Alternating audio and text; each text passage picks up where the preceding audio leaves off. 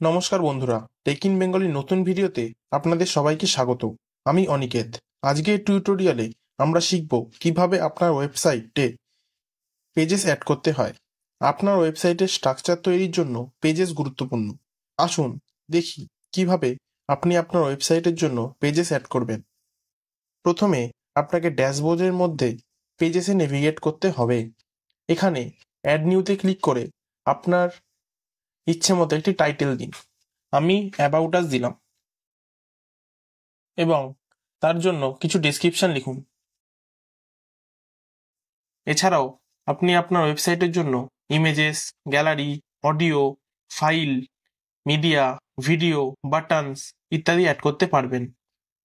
আপনারা পেজটি কাস্টমাইজ করতে গুটেনবার্গ ব্লক এডিটর ব্যবহার করতে পারেন। এটি আপনাকে টাইটেল, প্যারাগ্রাফ, ইমেজ এবং বাটনের মতো বিষয়বস্তু অ্যাড এবং কাস্টমাইজ করার সুযোগ দেয়। এরপর পাবলিশ করার আগে আপনার পেজটি কেমন দেখতে হবে তা প্রিভিউতে ক্লিক করে দেখতে পারেন। আমি প্রিভিউতে ক্লিক করলাম এবং আপনার পেজটি ঠিক এরকম দেখতে লাগবে।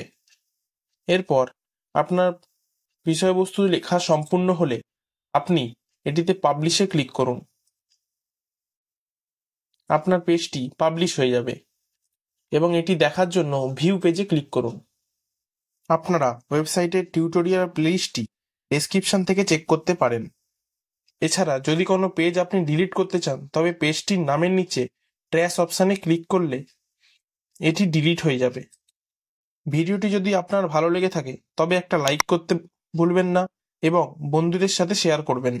এরকম আরও টিউটোরিয়াল পেতে চ্যানেলটিকে সাবস্ক্রাইব করুন এবং আরও ওয়ার্ডপ্রেস টিপস অ্যান্ড ট্রিক্সের জন্য বেল আইকনে ক্লিক করুন।